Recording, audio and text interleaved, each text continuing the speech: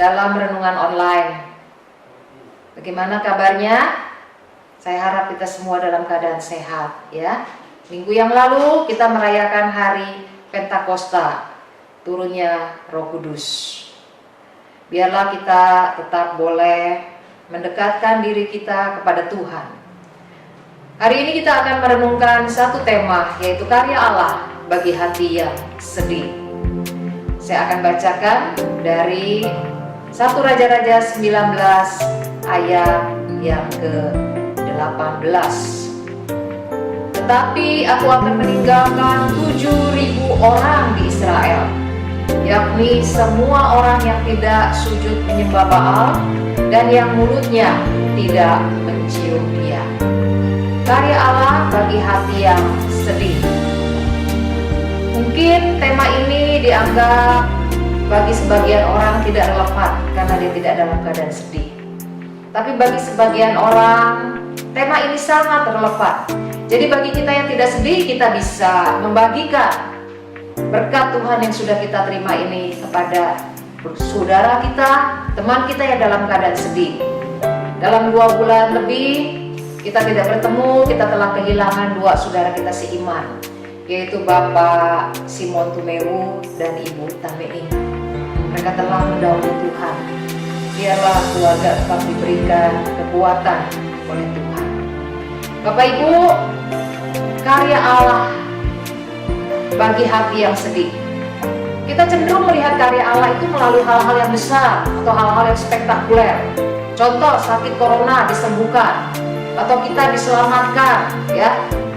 Kita itu luput dari kecelakaan atau terhindar dari bencana alam.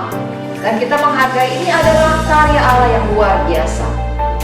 Namun seringkali kita kurang menghargai karya Allah melalui peristiwa-peristiwa yang kita anggap kecil dan sederhana. Misalnya, Tuhan memberikan kita kekuatan melewati persoalan. Tuhan memelihara kita setiap hari.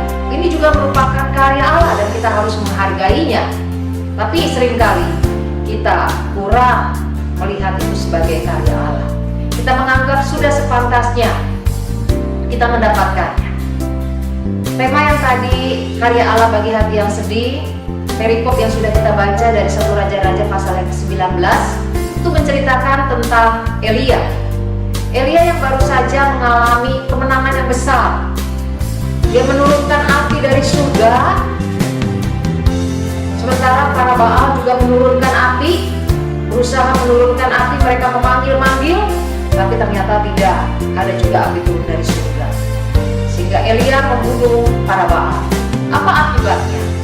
Akibatnya orang nomor 1 saat itu adalah Raja Ahab menjadi marah karena para Baal dibunuh.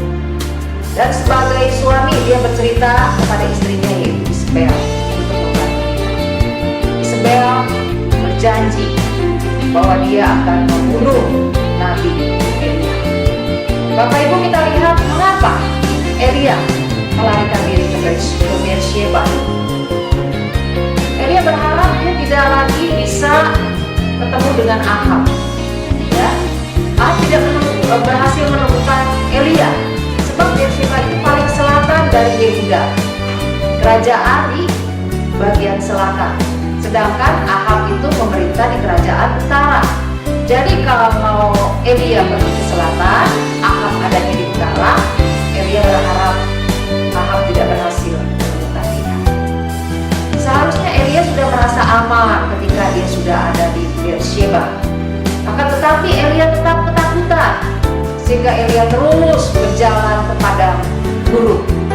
Saudara bayangkan Elia yang sudah berjalan berhari-hari, dan sekarang dia berada di padang gurun. Oleh karena itu tidak heran, setelah menempuh perjalanan di padang gurun seharian, Elia terjatuh dan terduduk di bawah sebuah pohon. Dia merasa tidak mampu lagi menghadapi hidup ini. Dia merasa begitu letih, begitu haus, begitu lapar, dan dia berdoa minta Tuhan untuk mengambil nyawanya. 1 Raja-Raja pasal yang ke-19 ayat yang ke-4. Dikatakan, "Cukuplah itu sekarang ya Tuhan, ambillah nyawaku, sebab aku ini tidak lebih baik daripada nenek moyangku." Saudara-saudara, Elia meminta lebih baik pulang ke surga, dipanggil Allah. Saudara-saudara, apa karya Allah bagi Elia yang sedang sedih? Ada 3 karya atau perbuatan Allah terhadap Elia yang juga bisa menjadi pelajaran buat kita. Yang pertama, Allah memberikan kebutuhan kita yang terpenting. Bukan semua kebutuhan diberikan, tetapi kebutuhan yang terpenting. Saat itu Elia dalam keadaan capek sekali, kehausan dan hampir kelaparan, dan Allah tahu Elia membutuhkan istirahat. Karena dia sudah berjalan berhari-hari, dia membutuhkan istirahat, sehingga Allah membiarkan Elia beristirahat begitu lama, sampai harus malaikat Allah yang membangunkan Elia supaya Elia makan dan minum. Benar-benar Allah melayani Elia secara tepat, memberikan Elia air yang dingin untuk Elia yang kehausan, memberikan roti bakar kepada Elia yang dalam keadaan hampir kelaparan. Bapak Ibu, Allah juga adalah Allah yang tahu apa yang tidak dibutuhkan oleh Elia. Elia tidak membutuhkan khotbah, Elia tidak membutuhkan nasihat, Elia tidak membutuhkan teguran, Elia tidak membutuhkan dikasih tahu apa yang menjadi kesalahannya. Elia butuh dipahami keadaannya saat itu yang sedang sedih, putus asa, bahkan ingin mati. Dia sudah tidak lagi bersemangat dalam menjalani hidup ini. Bapak Ibu, bagaimana kondisi kita saat ini? Apakah ada di antara kita yang juga mengalami situasi seperti Elia? Berada dalam situasi yang sulit karena masalah pekerjaan, masalah rumah tangga, masalah ekonomi, karena di tengah-tengah pandemi ini Allah mengerti apa yang paling kita butuhkan, dan Allah juga tahu apa yang tidak kita butuhkan. Bapak Ibu, bisa jadi kita dalam keadaan letih karena begitu banyaknya persoalan yang belum berhasil kita selesaikan. Kita datang kepada Tuhan dan kita memohon apa yang kita paling perlukan. Dan bisa jadi Tuhan tidak memberikan apa yang kita minta, tapi Tuhan memberikan yang lain. Namun Bapak Ibu, percayalah bahwa Tuhan tahu kebutuhan yang terpenting dalam hidup kita.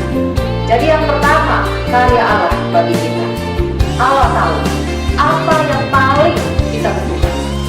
Kebutuhan kita yang terpenting, Allah tahu. Yang kedua, Allah tetap mau berbicara dengan kita. Bapak Ibu, kalau kita punya anak yang tidak mau bekerja dan kerjaannya hanya tidur, kita biasanya marah. Dan kita kalau sudah beritahu tidak juga mau dia mendengarkan apa yang kita katakan, kita umumnya tidak lagi mau peduli dengan dia. Kita tidak mau bicara dengan dia. Kita lihat Allah dalam menghadapi Elia yang tidak mau bekerja, yang hanya tidur. Allah tidak melakukan seperti yang kita lakukan. Allah di sini tetap mau berbicara dengan Elia, dan Allah bertanya kepada Elia, "Apakah kerjamu di sini, hai Elia?" 1 Raja-Raja 19 ayat yang ke-9. Di sana masuklah ia ke dalam sebuah gua dan bermalam di situ. Maka firman Tuhan datang kepadanya, demikian, "Apakah kerjamu di sini, hai Elia?" 2 kali Allah mengajukan pertanyaan yang sama kepada Elia. "Apakah kerjamu di sini, hai Elia?" Ternyata Elia juga memberikan jawaban yang sama, bahwa dia sedang bekerja segiat-giatnya bagi Tuhan. Seakan Allah setuju dengan apa yang Elia katakan, bahwa Elia sedang bekerja segiat-giatnya. Buktinya Allah hanya diam saja. Sebenarnya Allah bukan setuju, tapi Allah menunggu waktu yang tepat. Dia tahu Elia tidak berbuat apa-apa. Elia sedang mengasihani dirinya sendiri. Elia lagi fokus dengan dirinya. Bapak Ibu yang saya kasih dalam Tuhan, kita lihat apa yang Elia lakukan. Dia merasa bahwa hanya dialah seorang diri yang masih hidup Ya, dikatakan, aku bekerja segiat-giatnya bagi Tuhan, Allah semesta alam, karena orang Israel meninggalkan perjanjianmu, meruntuhkan mezbah-mezbahmu, dan membunuh nabi-nabimu dengan pedang. Hanya aku seorang dirilah yang masih hidup, dan mereka ingin mencabut nyawaku. Bisa dibayangkan, hanya dia yang hidup, dan yang tinggal satu-satunya itu pun ingin dibunuh. Bapak Ibu, ketika Elia merasa bahwa dia hanya seorang diri yang masih hidup, Allah mengarahkan. Allah berkata kepada Elia, bahwa sesungguhnya masih ada 7.000 orang di Israel yang masih setia kepadaku. Engkau tidak sendirian. Masih ada 7.000 orang di Israel yang masih tetap tidak meninggalkan perjanjian dengan Tuhan. Saudara-saudara, kita lihat di ayat yang ke-18, tetapi aku akan meninggalkan 7.000 orang di Israel, yakni semua orang yang tidak sujud menyembah Baal dan yang mulutnya tidak mencium dia. Allah menegaskan, Allah berkata kepada Israel, engkau tidak sendirian, kau memiliki teman yang begitu banyak, ada 7.000 orang. Bapak Ibu, apapun kondisi kita saat ini, Allah terus ingin berbicara dengan kita. Allah mau menghibur, Allah mau memimpin, Allah mau menguatkan, Allah mau memberkati kita lewat firman Tuhan. Apakah kita masih menyediakan waktu untuk Tuhan berbicara kepada kita?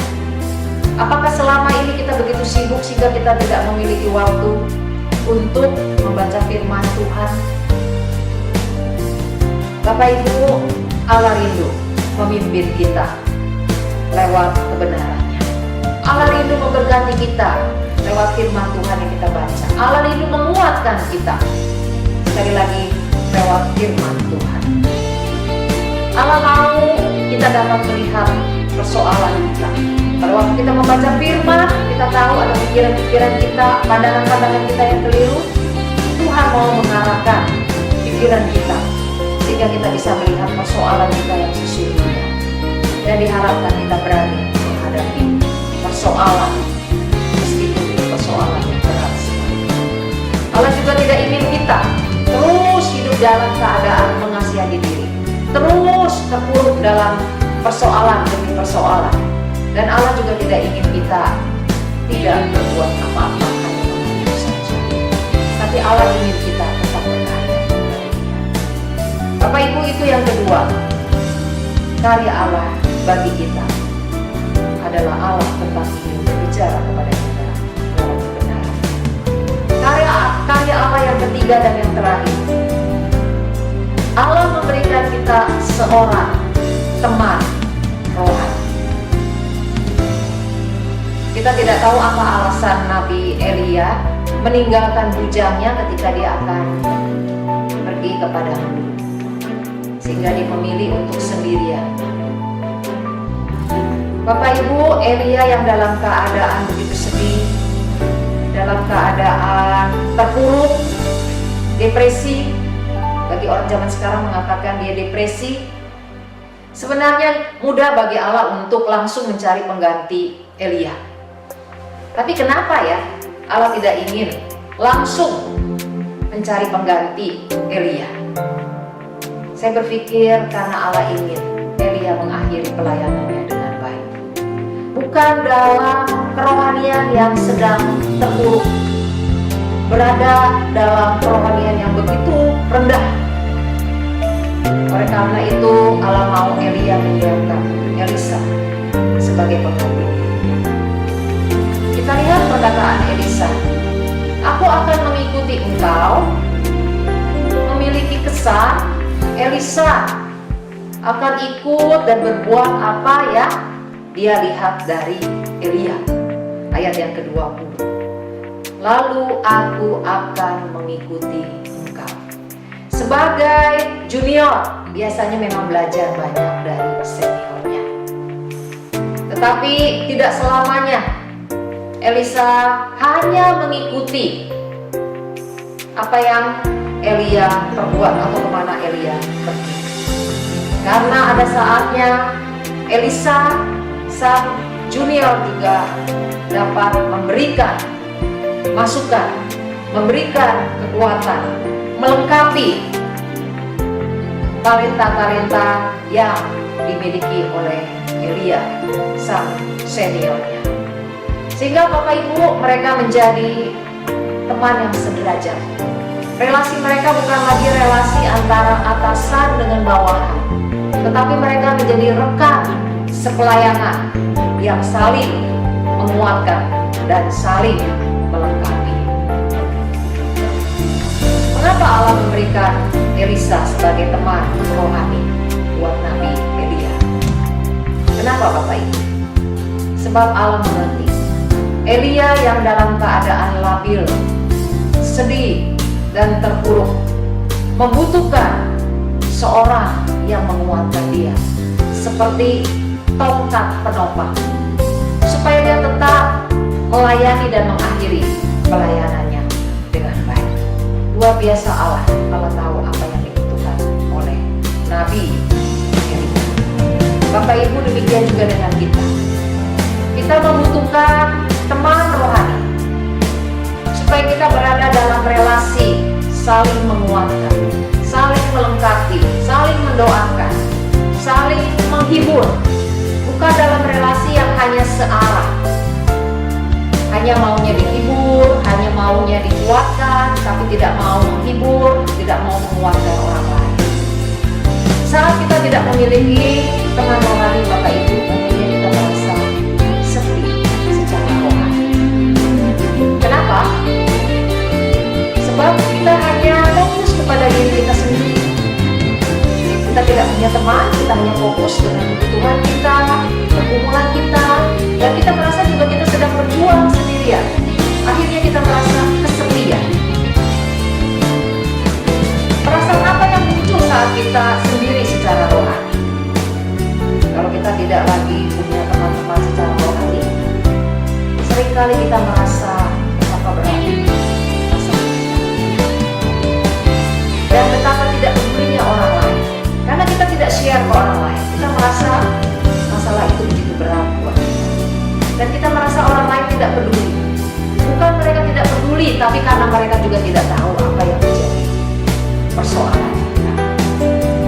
Sebenarnya diri kita sendirilah yang membuat kita kesepian. Bapak Ibu, kalau kita memilih untuk sendiri secara rohani, kita seperti seorang anak yatim piatu. Karena kita tidak lagi peduli dengan saudara-saudara kita secara rohani. Saat ini jika kita belum memiliki teman rohani, berdoalah dan minta kepada Tuhan seorang teman rohani, sehingga kita bisa bersama dengan teman rohani ini melihat persoalan hidup dengan lebih baik. Kita punya teman untuk kita curhat. Belum tentu dia bisa memberikan kita solusi. Ini kita tahu bahwa di samping saya ada seseorang yang siap mendoakan saya. Bapak Ibu, apakah saat ini kita sudah lama meninggalkan teman rohani kita? Sebab memang kita memilih untuk sendirian. Kita mau berapa lama dengan kondisi seperti ini? Saat ini kalau kita kesepian, bersyukurlah, karena artinya saudara sadar bahwa Tuhan menciptakan kita sebagai makhluk sosial yang membutuhkan orang lain. Perasaan kesepian itu dari Tuhan asalnya. Biarlah kita juga boleh mencari teman-teman rohani buat kita. Jadi ada 3 hal yang kita belajar pada pagi ini. Karya Allah bagi hati yang sedih. Yang pertama apa? Bahwa Allah memberikan kebutuhan yang terpenting. Yang kedua, Allah mau terus berkomunikasi, berbicara dengan kita. Dan yang ketiga, Allah memberikan teman rohani. Karya Allah ini kelihatannya sederhana dan sepele, namun ini adalah karya Allah. Mari kita berdoa. Bapa di surga, hari ini ada di antara kami sebagai saudara seiman yang dalam keadaan sedih karena kehilangan orang yang dikasihi, khususnya buat keluarga almarhumah Ibu Tamei dan almarhum Bapak Sidoa. Tuhan, kiranya Engkau terus kuatkan mereka.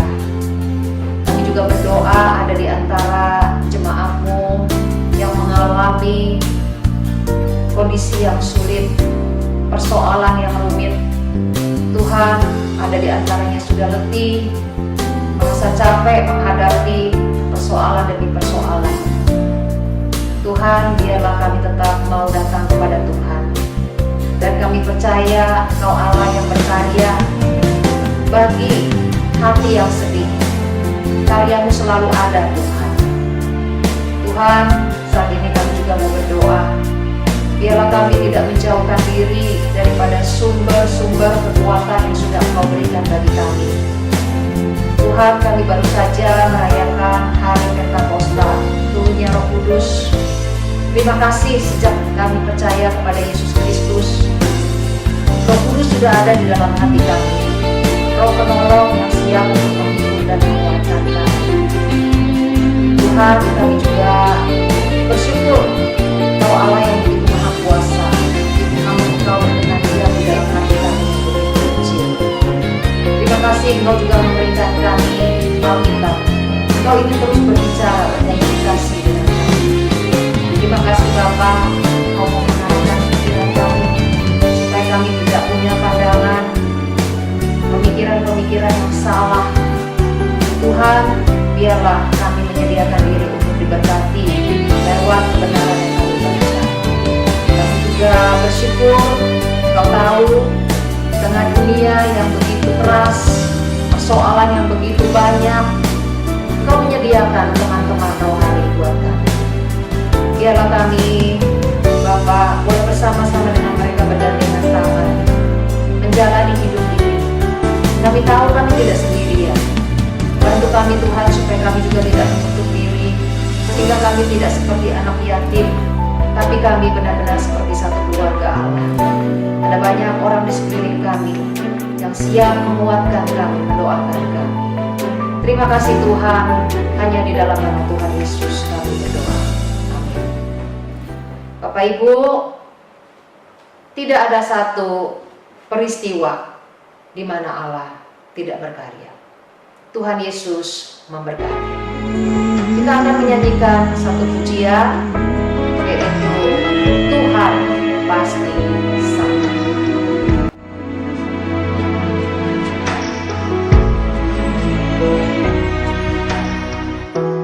Kuatkanlah hatimu, lewati setiap persoalan. Tuhan Yesus selalu menopangmu. Jangan berhenti harap padanya. Tuhan pasti sanggup. Tangannya takkan terlambat untuk mengangkatmu. Tuhan masih sanggup. Percayalah, Dia tak tinggalkanmu.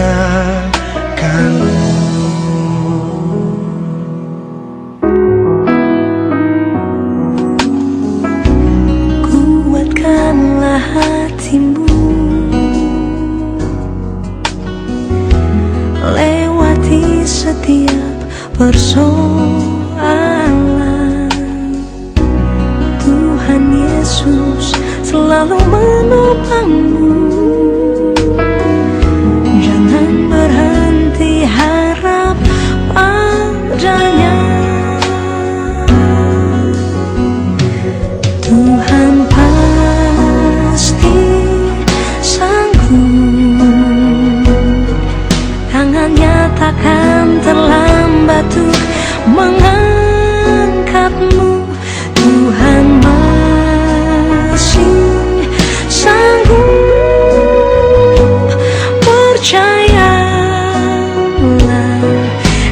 kata